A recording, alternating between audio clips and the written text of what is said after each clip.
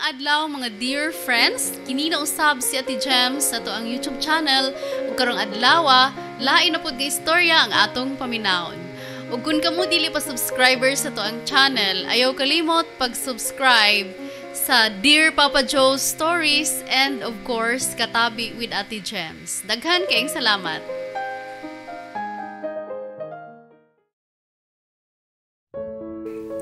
Dear Papa Joe, it was a Sunday morning sa usa ka chapel sa Bukirang Dapit dinhi sa Cebu. Gamay lang og simple ra nga pagka-chapel pero nindot ang mga dekorasyon. Dunay mga flowers sa sud ug gawas. Simple but peaceful. Actually, mo na gusto na ko mahitabo niya itong higayuna sa mong kinabuhi ni Reese nga ang akong asawa. It was our wedding day. Second wedding actually. 3 years ago, gikasal nami sa dakong simbahan sa syudad. I can still remember unsa ka malipayon ang among kasal ni Reese niadto. Dream come true para nako. Tungod kay wa ko'y laing pangandoy kundi nga madana ko siya sa altar sa kaminyuon. Human sa amuang 6 years relationship, isip mag-boyfriend o girlfriend. Makaingon siguro mo nga sobra ra kadako ang akong love para niya. Kay 3 years pa lang gikasal mi, gipakaslan na sab na ko siya usab. Yes, sakto mo. Wa na ko'y laing gilove nga babay gawas lang ni Reese. Way kausaban sa akong feelings niya, sukad pa niya tong nagkauyab mi pag first year college na mo. Ang akong kausaban lang niya to mao ang ambiance sa palibot, ang aura sa matag membro sa pamilya nga ni-attend sa among kasal, ug ang hitsura ni Reese nga bukog ug panit na sa kaniwang, namiyahok ang naong, lawom ang mga mata, nanggasal na ang mga bukog sa abaga. Reese is dying, Papa Joe. Mo na hinungdan nga gipakaslan ako siya gusab kay gusto ko nga malipay siya sa katapusang adlaw niya dinhi sa kalibutan. Cervical cancer ang iyang sakit nga nadiskubrihan namo 1 year after sa among kasal. Gi-convince na ko siya nga magpatambal ug magpakemo pero di gyud siya. Matod pa niya nga mas mamatay siya dali kung magpakemo. Why nakapugos kang Reese? Bisan ako nga iyang bana. Og bisan pa ang iyang mga ginikanan. Adunahan og pamilya si Reese. Doon na sila ay rest house sa Highland part sa Cebu. 2 hours lang ang biyahe gikan sa syudad. Dihang ni-depreciate nagtaman ang panglawas ni Reese. Nakadesisyon ko nga tumi magstay sa bukid kay presko ang hangin ug way polusyon. Unya, bugnaw ang klima. I personally took care of her. Gipakaon ako siya og mga healthy nga mga pagkaon, mga preskong prutas ug utanon. Pero way nahimo. Usa ka tuig sukad nahibaw-an namo nga naa siya cancer. Giingnan namin sa doktor nga di na siya magdugay. We really don't know. Maybe 3 months, 1 month, 2 weeks. Why na sayod? Only God knows. Magpakasal ko sa Breeze, matod ko pa niya. Ni-smile lang siya o nigunit sa akong kamot.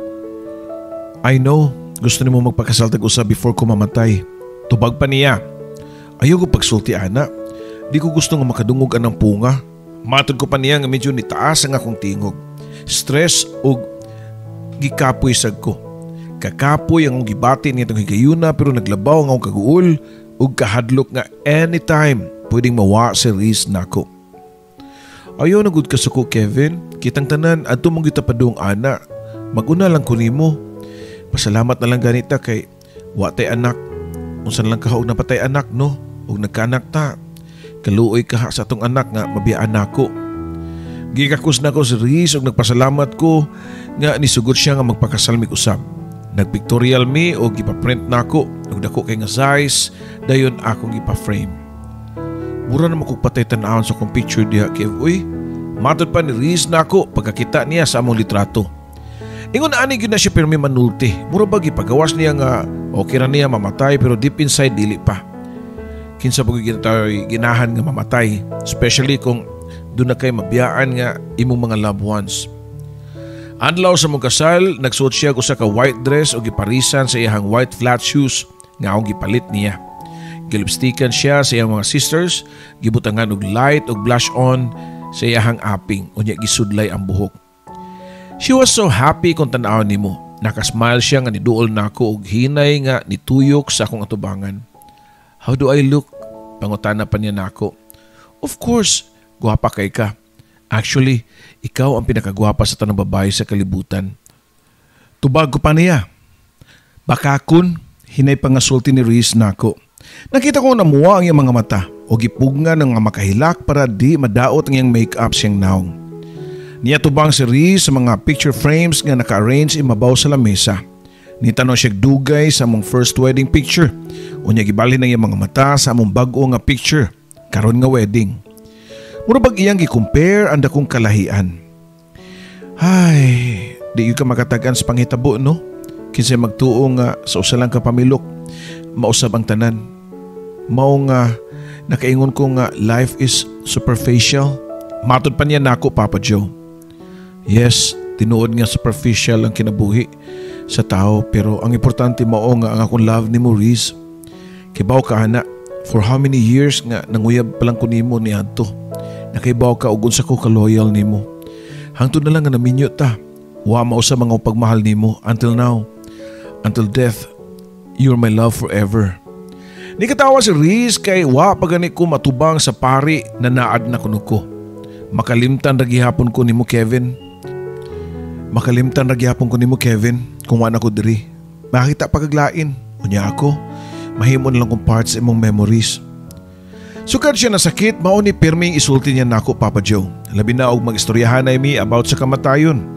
Bisan nung saon ako promise niya nga di kumusudog lang relasyon kung wa na siya pero di siya mutuo.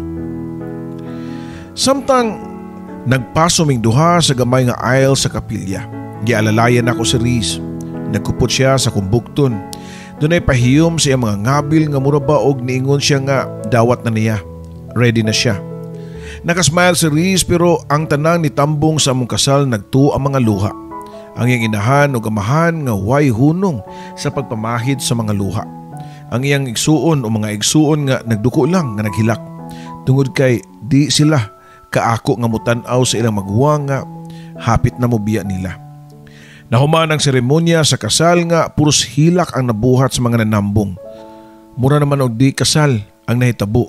Mura naman hinuon og ni-attend og funeral. Dihay gamay nga salusalo nga dito ra pud sa rest house gipahigayon. Murag nagbasol ko ngano nagpakasal pa mi. Murag ipun-an lang nako ang kaguol sa mga loved ones ni Reese. Sa gabi sa among kasal, ako siyang gihagkan sa aping unya gipahigda sa among kama. Pagkahuman, gikuha nako ang cellphone ug nag-open sa akong Facebook account. Gipost nako ang among wedding pictorial namo ni Reese nga dunay caption nga, "Happy wedding, my Reese. I love you till death." I always call her my Reese, Papa Joe. Monay akong endearment niya. We are very careful nga di magpahibaw sa social media, especially sa sakit ni Reese. Nasyak ang akong mga friends sa Facebook labi na ako ang mga kaila katong way kasayuran sa kahimtang sa akong asawa. Daghan na nangutana, what happened to her? Nganong ingon ato na ang iyang itsura? Nganong niwang naman kay siya? Dili na siya ang Reese nga ilang nailhan kani adto. Mas daghan pagani ang nangutana kung naunsa siya kaysa ni congratulate sa among kasal. Pero wa na ko mutubag. Wa ko tubaga ang ilang mga pangutana o wa ko intensyon nga dapat makahibaw sila sa detalye. I posted that picture para isyagit sa kalibutan unsa na ako siya kamahal. Unsa na ako ka-love ang akong asawa. After sa mong kasal, makita na ko nga ni Abtik siya. Nakigbisog siya nga mulahutay og pila ka adlaw. Pero after 2 months, wa na gyud siya makagwanta. Malinawon siya nga nabugtuan sa iyang kinabuhi sud sa among kwarto. Nipahulay na gyud ang akong Reese. Di na siya mag-anto sa iyang sakit. That was early 2020 Papa Joe. Bago ra gyud ni down ang first surge sa COVID sa Cebu. Kay bawming tanan nga di COVID ang namatian sa kong asawa. Wa na pud namo siya gipa-ospital niya mao nga diha na lang siya sa bahay ug kami na lang ang nagdesisyon kung saon namo ang iyang patayng lawas. Gihaya namo siya usa ka gabi ug pagkaugma gipalubong dayon siya. Bugtong mga miyembro lang sa pamilya lang ang niunong namo. Di pwede nga daghan ang mohaten sa lubong. Mingaw gyud kaayo, murag ni samot ang kasubo tungod kay kami ra gyud ug di pwede mo tambong bisan pa ang mga suod na mong higala. Human siyang lubong niuli ko sa mong balay ni Reese diha sa syudad. Dili na ko makaya nga mobalik sa kwarto namo sa rest house kundiin dito siya nabugtuan. Grabe kahawang ako pamati pagsud na ko balik sa mong kwarto nga wa na siya. Murag di pagyapon ko makatuo. Feeling na ako nagdamgo lang ko. How I wish nga nagdamgo lang ko. Para inigbatan ako, naalang siya sa akong tupad. Gikuha na ko ang akong cellphone o gi-open na ko ang akong Facebook account o niya gi-post ang among wedding picture. Sa first namong wedding kundiin, healthy pa siya o makita ang iyang panagway nga usa ka vibrant. Buhi kay tan-awon ang smile nga natural kaayo, makawa og problema. Pagkagwapa gyud sa kong asawa. Sayang nga sayo ka siya gikuha nako. Goodbye, my Reese. I will hold in my heart until I can hold you in heaven. Mo ni akong caption sa photo nga akong gi-upload, Papa Joe. Seconds after sa akong pag-post, nagpusot-pusot dayon ang mga notification sa mga nag-like o ni-react. Daghang kay nangutana kung unsa namatyan ni Reese. Pila ka mga kailan namo ang nag-PM na ako kung COVID ba kuno ang namatyan ni Reese. Wa ko mo reply sa akong post. Dito ko na-reply sa mga personal gyud nako nga nag-message.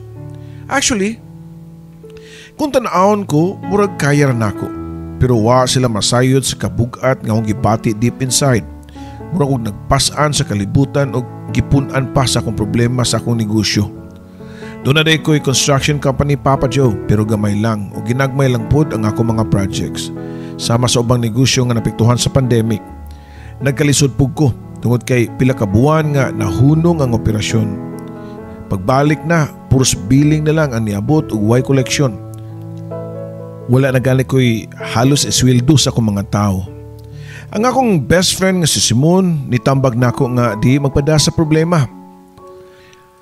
Gawas-gawas bay. Dili na masulbad ang problema nimo kung pirmi lang ka nga magtago. Hangaw ta sa gawas pag-ekstorya sa mga tao.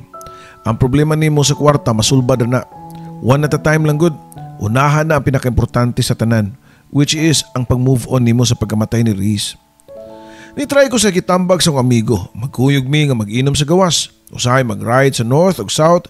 Unya kung makitag nindot nga mga lugar nga kainuman mag-inom mi. So far, effective ang akong gibuhat. Tungod kay kung kauban ako kong amigo nga mag-inom, makalimot ko sa akong problema. Pero ang problema nako sa negosyo dili pwede nga i-set-aside ang labi na due date na sa akong mga loan or di ba kaha doon na palitunon nga equipment or ting sweldo. Mao gid niya nga mga time nga down kay ko. Wa na ko masayod. Wa na ko makabaw og asa ko mangitag kwarta nga ikasapal. Nakanauna gani ko nga ibaligyan na lang nako ang among balay ni Reese. Anyway, wa man siya nagpuyo kay di naman ko magpirmi sa amua. Kung wa ko sa opisina at ko sa akong amigo. Pre, reunion ba ya sa itong mga kabatch sa college? Ganahan kang mo attend? Pangutana pa ni Simon nako. Kamu lang ba wa ko'y talent ang makipag-tsikahan na ng atong mga kabatch. Wailay pangutana kundi ang pagkamatay ra sa ni Reese. Tubag pa nako niya. Oh, di na siguro na sila mangutana. Uy, kay kabaw naman na sila sa naitabo. Gipost na bito nimo sa Facebook. Nag-usap pa. Mga professional naman sa natanan. Halos na itong kabatch. Makamaos na siguro mo respeto nimo. Uy, matod pa ni Simon. Sakto masal siya. Kumuaten ko, malingaw siguro ko. O makalimtan pa na ako kadiyot si Reese. O ang akong problema sa kwarta. Nagkuyog mi ni Simon padung sa venue sa mong batch reunion. Pila nakatuig ko nga wa makakita nila. So kami gikasal ni Reese. Naglikay na ko nga mo attend og mga reunions kay doon ako'y tao nga gilikayan. Si Rafaela ang akong ipasabot, Papa Joe. Long time ago, before na ko nakaila si Reese, nagkaila mi ni Rafaela. So sa ka-bar, friend siya sa friend ni Simon. Nag-hangout mi ni Rafaela o diyang pauli na kaming duha ang nagkuyog og sakay sa taxi. Imbis ihatod na ko siya sa ilaha, gipaliko na ko ang taxi sa langagianan. Padung sa motel. Unsaon nga nahagit man ang leon sa karnero. Sud sa taxi, nagpakita og motibo si Rafaela nako. At first, gipatong niya ang iyang kamot sa kumpaa. Sunod, iyang giupuhap unya nisandig siya nako. O gigakus ang iyang bukton sa akong hawak. Batanon ko niya ito og init pang lawas. Pareho may nakainom ni Rafaela mao nga ni diretso na lami sa biglang liko. Nga among gipadtuan sa taxi, nga among gisakyan. Doon nagyoy nahitabo na mong duha ni Rafaela. Bisag di mi uyab, wa mi relasyon pero naglinapaay ang leon og karniro. Pagkahumaan sa among oras sa motel, nanguli mi sakay sa taxi nga waiting ganay. Pareho naming duha nga nahuwasan o feeling nako. Mura lang kong nagdamgon niya to. Mura ka na bang feeling nga nagbasol sa akong gibuhat? Sa nitabo na mo ni Rafaela. Paghunong sa taxi tungod sa lambay, nanangis si Rafaela nako. Ato na ho Kev, matod pa niya. Okay, sige bye. Mubo ko pantubag. Ingon adto lang kadali og ninaog si Rafaela sa taxi ug ako ni diretso sa Mumbai. Pagkaugma sa buntag, wa ko mag-expect sa nanawag nako sa among landline. Si Rafaela. Oh, Rafaela, nanawag bang ka na kay tuyo? Pangutana ko pa sa pikas linya. Nihilom siya og taud pang nakatingog. Kuan, makikstorya lang unta ko nimo sa nitabo nato gabi. Finally, nakatingog na gid siya pero wa ko makauyon sa purpose sa iyang tawag. Sa kayang gi-expect niya nga panagutan nako ang nitabo na duha? Rafaela, sorry sa nitabo. Saan nga pareho man tatong duha nga nakalimot sa tong kaugalingon, bunga lang to sa alkohol nga atong giinom. First time na to nga nag-meet, I know nga wala kay feelings nako ug wala sa ko'y feelings diya nimo. Mo nga mga haylang ko pasaylo nimo sa nitabo. Matawag lang siguro to nga one night stand. Nahilom na sad sa pikas linya. Nag-expect ko nga masuko siya nako. Pero nitubag siya papadyo nga, yes, sakto ka Kevin. Mao gito gitawag og one night stand. Okay ra kay nako sorry pod nga nitawag ko nimo. Di na mausab. Sige ha, ibutan na nako ang phone. Bye. Wa na mo tawag si Rafaela og usab nako papadyo. Wa na sa mi magkita. Og hangtod nga nakaila nako si Reese sa school nga nagkauyab mi. Pero ni antong pagsunod tuig, pareho ming second year college ni Reese. Nakuratan ko sa babae nga nisud sa usa na mo ka subject. Si Rafaela, gikulbaan ko og nitanaw niya. Nitanaw po siya nako og nagtinutok kay ming duha. Pero pagkaibaw niya nga doon na ako'y girlfriend, wa na siya mohatag og pagtagad nako. Iyan akong gidedma. Ako sab, di ko ganahan nga motagad niya. Nagpapretend lang mi sa mga classmates ug ang Reese nga di mi kaila sa una. Hangtod nga ni graduate na mi sa among kurso. Muna inungdan nga di gyud ko ginahan mo attend sa reunion kay napod baya si Reese. Kuyog na ako. Unya magkaabot na sab mi ni Rafaela. Muna giingon nga bisan og usaon ni muglikay adto lang gihapon ka pauli kang Rafaela. Nakita mi sa reunion og siya pagani ang niunang duol nako. I'm sorry for your loss. Kay kasubo nako ni tabo kang Reese. Matod pa niya nako og igo lang ko niya og ni smile niya. Lahi na ang naong ni Rafaela. I don't know what happened pero di na siya gwapa sama sa una. Siguro niagi og breakout ang iyang face. Gibuga siguro siya taman mo nga tan-aw nako daghan og lungag-lungag ang iyang naong nga agi sa mga pimples ug acne. Aside sa dakong kausaban siyang naong nausab na pud ang iyang lawas. Di man nino siya tambok pero murag ni dako siya. Medyo maskulado ang mga braso nga hinungdan kuno sa iyang pag-workout. She might not be attractive anymore pero dunay laing nakapa-attract sa iyang pagkatao. Ang iyang bulsa. Kwartahan na kayo si Rafaela tungod kay doon na siya negosyo. Supplier siya sa mga alahas nga gibaligya online. Nahibawan pud nako nga ang hinungdan sa iyang pagkakwartahan nakauyab siya og hapon nga mao'y nipuhunan siyang negosyo. Pero nagbuwag sila og wa na nakuha sa hapon ang iyang gihatag nga mga alahas. In the first place, si Rafaela man ang nitrabaho para mulambo ang iyang negosyo. That was the start sa among panagsuod ug balik ni Rafaela. Human sa reunion, nakita mig balik nga kami lang duha. At first, nangaon lang mi sa restaurant, mag-coffee o niya mag-joyride. Mga tumig beach resort para mag-inom. Hangtod nga usa ka adlaw ni ana nag-check-in mi og room sa beach resort nga amo ang giinuman. O didto, nahitubo na sad ang panagbugno sa leon ug karniro. Pagkauman, nihayang ko sa kama o gipiyong nako ang akong mga mata. Di ko makatuong nga nabuhat nako ang pagluib kang Reese. Nakonsensya ko sa akong gibuhat. Feeling nako samtang gibuhat namo ni Rafaela naalang sa kilid si Reese nagtan-aw namo. Okay ka lang? Nagbasol ka sa nahitabo? Pangutana pa ni Rafaela nako. Okay lang ko. Siyempre, natural siguro nga makafeel kog lahi tungod kay wapay 1 year ang pagkamatay ni Reese. Tubag ko pa niya. Nakasabot ko what's new? Pareho ragod sa una, nitong first time nga nahitabo nato long time ago. Ako pud to ang niuna og reach out nimo. Kung unsa ba gyud ang atong status, mao nga karon mangutana sa kun nimo.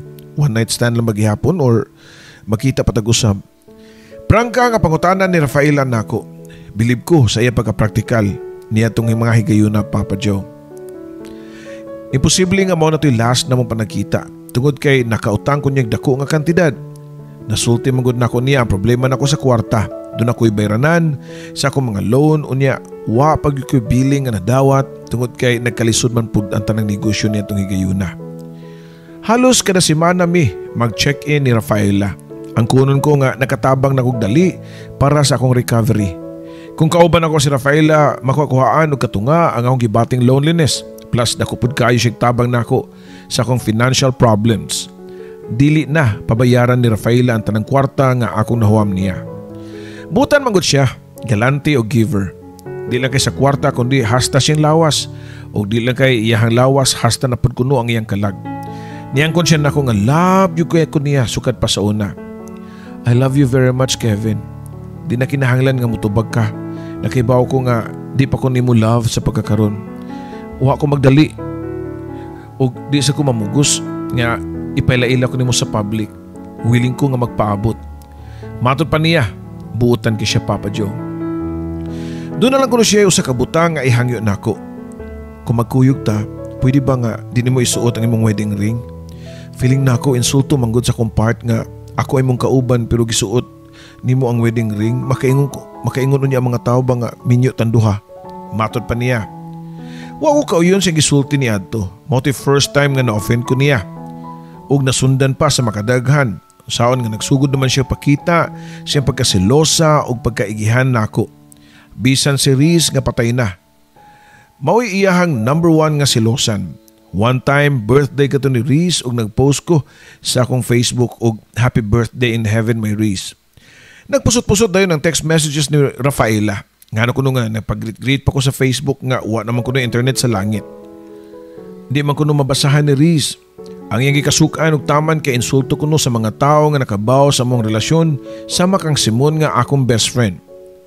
Sikreto lang ang among relasyon. Kapilanan nako gipasabot niya nga di nako pwedeng ibulgar ang among relasyon tungod kay sayo pa kaayo. Unsa nalay ikasulti sa pamilya ni Riz ug sa amo ang mga suod nga mga higala. Maayo na kong hilak-hilak sa lubong sa kong asawa pero wapagani aptik tuig nakita dayon kong ikapuli niya. Unfair kang Riz. Ang words nga gipulihan ra nako siya. No, di ka na tinuod. Why bisan kisang babae nga makapuli niya sa kong kasing-kasing. Ang relasyon namo ni Rafaela sama sa pagkaon nga gitawag nilang comfort food. Di po nako mabasol si Rafaela. Tungod kay nasayod man siya nga sukad sa pagsugod namo panakip butas lang siya nako. Hangtod nga naprison ako sa mong relasyon tungod sa kwarta. Siya ang akong daganan kung makinahanglan kong kwarta. Bisan pa og tungang gabi kung makafeel ko loneliness o makahilak ko. Sa kamingaw kang Riz, si Rafaela lang gihapon ang ako ang padulungan. Siya ang akong comfort, ang akong sandigan, siya ang akong haligi, hinungdan nga pabilin lang gihapon ko nga nagbarog. Dagan siyang nabuhat nga maayo nako pero dunay apan niya ang iyang pagkasubra kaselosa. Bisag kinsa nga babae nga mulike sa compose sa Facebook iyang selosan. Kung magkuyog mi sa mall unya makita siya nako nga mutan-aw ko babae labi na gwapa or sexy, masuko siya. Iya kong kusion, sakit ra ba kaayo, Papa Joe? Diyaw sa kahapon niya nga nanglakaw mi gamit ang iyang sakyanan sa wa masayring rason nitiurok ang iyang sakyanan nga brand new manunta. Napugos migbilin sa sakyanan samtang giayo sa mekaniko. Sa lugar nga mong giadtuan wa kay taxi kay probinsya man pero dunay mga public jeepney. Nanakay mi og jeep ni Rafaela para makaadto mi sa pension house aron adto mi magpalabay sa kagabhion. Pero samtang nagsakay mi jeep di usa ka babae nga guwapa nga nisakay og klaro pa kaayo ang cleavage labi na pagduko sa jeep. Syempre makalingi gyud ka kay tao ra lagi. Nakalimot ko nga kauban nako ang tigre. Napunting ako mga mata sa dugan sa babae nga bag-o lang ni sakay. Mao nga nakita ni Rafaela. Sa kalit lang sa way daghang istorya gisagpa ko niya sud sa jeep at tubangan sa mga pasayro. Nahikap na ko akong naong sa kasakit. Okay lang ang sakit kay mawara man after 1 minute. Pero ang kauwaw sa mga tao nga nitan-aw namo murag wa na ko matugkad sa akong gilingkuran.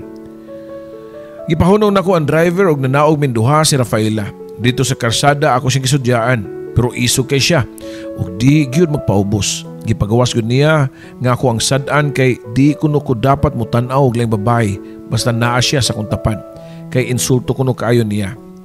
Nag-away mi sa dapli sa karsada niya tong adlaw. Nagtuogan ko nga magbuwag nami pero wa kay kami lang gihapon sunod ng mga adlaw. Tungod kay kami duha pareho nga nagkinahanglan sa mong usag-usa. Si Rafaela dili makabuwag na ako kay love ko niya. Ako di ko makabuwag niya kay nagkinahanglan ko niya physically and financially. February 14, 2021 kadto Valentine's Day ni demand si Rafaela nako nga ipailailan na nako siya sa public. Naglalis mi og taman Papa Joe.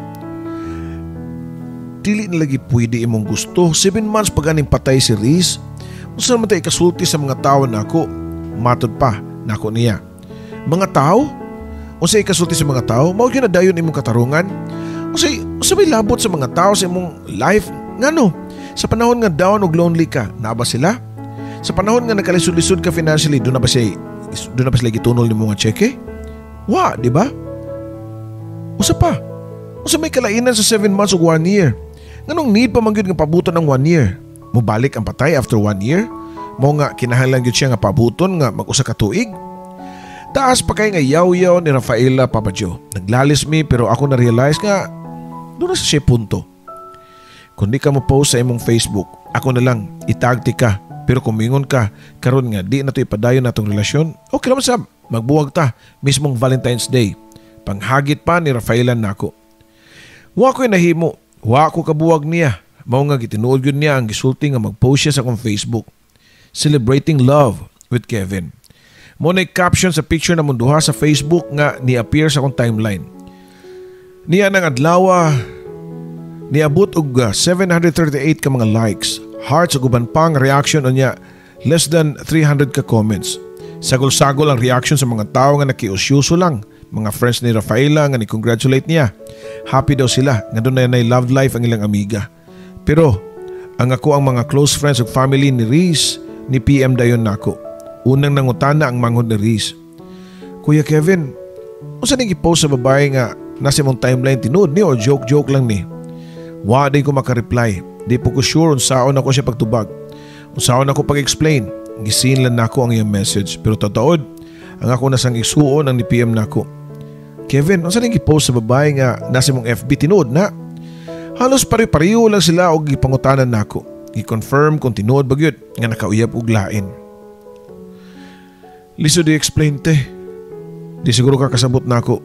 Way tao nga makasabot nako.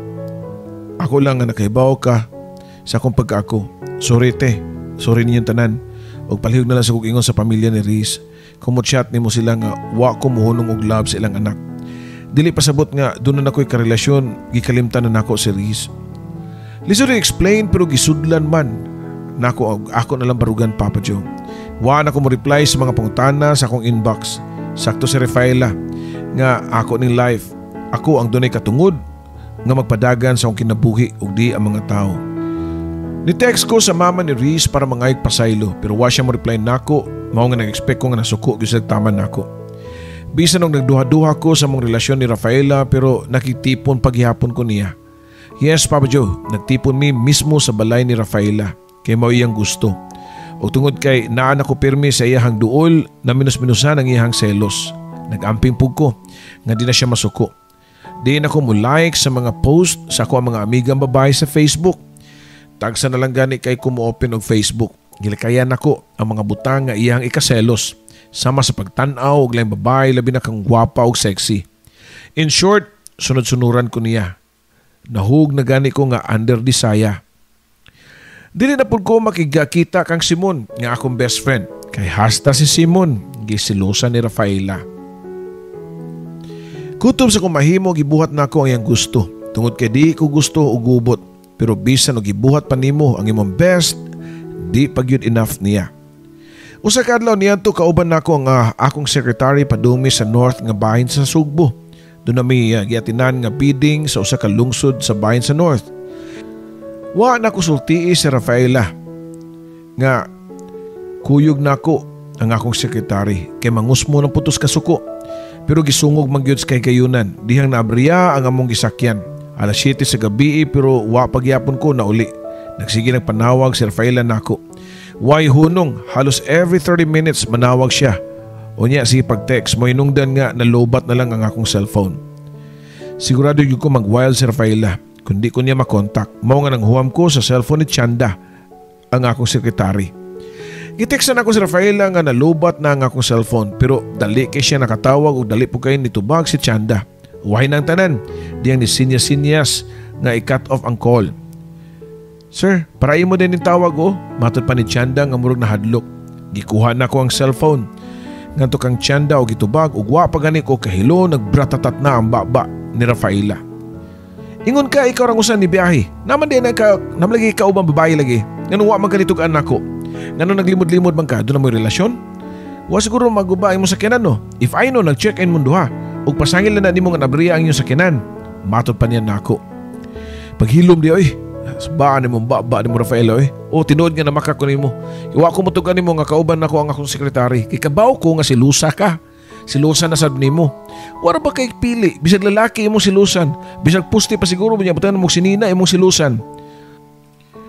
Unsam tag ka kay insecure ba nimo? Hasta akong sekretary nga tambok man gani. Nilingi si Chanda pag ingon ako nga tambok siya. Nangay kog sorry niya ug nadunggan po ni Rafaela ni samot og kasuko nako. Napuno na ko niya. Wa na ko maminaw siyang ipangyaw-yaw. Gi-off na ko ang cellphone ni Chanda para di na siya makakontak. Pagkaayo sa mga sakyanan ni biyahe na mig Cebu, kuyog ni Chanda o gi-drop na ko siya siyang gipuy-an. Unya paghuman dito ko ni uli sa mong balay ni Riz. Wa ko muli sa bayan ni Rafaela. Ituyog na ako nga dili og balik akong cellphone kay gihasulan na kay ko kang Rafaela. Nahibaw ko nga di ko niya pakatulgon sa iyang pagsigig tawag nako para mangaway. Bahala na siya kung sa iyang unaon. I need peace. Gikapoy na kay ko sa mong relasyon nga lahi ra gyud kaayo sa mong relasyon ni Riz kaniadto. Gikuha na ko ang picture frame nga naaming duha ni Riz unya akong gihagkan. Nganong gibiyaan man ko nimo? Tanawa, nagkalisod-lisod na ko. Nagagubot pa akong kinabuhi. Kung naapalang unta ka karon, okay na unta kayo ang tanan. Happy unta ko ug peaceful ang atong pagpuyo. Kay maayo ka nga pagkababae. Di na siguro ko makakita og sama nimo kabuutan og understanding. Nakaistorya ko sa litrato ni Riz pagkahuman nakatug ko nga nagakus sa picture frame niadtong gabi una. Pagmata na ko pagkaugma, gi-on na ko ang cellphone og as expected nagpusot-pusot ang mga text messages ni Rafaela. Niring ang akong phone ug si Chanda ang nanawag nga naghilak. Mo-resign na lang ko sir uy, matod pa niya nako. Ha? Ngano man? Pangutanan ko pa niya. Gitawagan ko ni Ma'am Rafaela, gikasab-an ko, iya kong gipatugan kung asa ko nutang duha na tug. Bisag gisultian nako sa tinuod nga nanguli rata paghuman sa pag-ayos sa sakyanan. Pero di siya motuo kay nagkuyog ko no lagita. Iya kong gipatugan, gusto niya nga muangkon ko nga nag-check-in daw ta sa hotel. Bastos kay si sir, murag way pinag-aralan. Giyamaman ako si Chanda para di mo resign. Naluoy ko sa akong sekretary nga nagkatilaw og poisonous nga laway ni Rafaela. Sakto gyud si Chanda nga kung magselo si Rafaela murag wa makatunob og eskwelahan. Bastos kayo. Dito na ko na-realize nga kung nganong gipaantos nako kung kagalingon. Dili lang kay ako ang apektado. Hasta mga suod na ko nga mga amigo. Akong best friend nga si Simon, dili na makikita nako kay wayon po ni Rafaela. Tungod niya, nadaot akong dungog sa pamilya ni Riz nga nasuko gihapon nako. Giblock na nako ang number ni Rafaela para di na siya katawag nako. Hangtod sa Facebook, ako po siyang giblock pero nakaibaw man siya ug asa ko makitaan. Kadumdum siya sa akong office ug akong gipuy-an. Siya siyang balik-balik sa office pero wa ko nagpakita niya. Niadto sa siya sa balay namon ni Riz pero wa na ko siya blihi para makalikay ko niya completely. Ni bakasyon ko sa probinsya nila ni Simon, mga usa ka semana po ko dito. Bisag unsan lay pamaagi ni Rafaela nga makakontak nako. Maghimo siya mga dami account sa Facebook dayon iya kong i-message. Magpakiluoy siya nako. Di na ko na siya musab og pagpangaway og tao. Kung makibalik ka na ako Kevin, di na ko magselos promise. Mag-usab na ko. Buhaton akong tanan nimong gusto, balik lang nako. Matod pa sa iyahang message nako pero wa na ko siya reply. Dili ko mabuhi og wala ka Kevin, mao nga kung di magyug ka nako, wala nay rason nga magdugay ko ning kalibutan na magpakamatay ko. Matod pa niya sa lain private nga message nako. Wala na ko si Rizua ang iyang gipanulti. Lakip na ang iyang bahad nga magpakamatay. Ang wala ko damha nga iyahag yun ang tinuoron. Nakabalita na lang ko nga nasa ospital si Rafaela kaya naglaslas siyang pulso. Nakuyawan ko sa akong nahibawan. Speaking of kamatayon, di ko makadawat nga lang babae na sab ang mawasok kinabuhi o mutaliwan. Dali ko nga nibalik sa syudad o giadto ang ospital kung diin na si Rafaela gi-admit. Nakugyod ang samad siyang pulso. Daghang mga dugo ang niagas o kinahanglan pa kaya ni siya nga abunuhan og dugo. Natuog si Rafaela diyang nisud ko siyang kwarto sa ospital. Wala ko siya pukawa sa iyang pagkahinanok.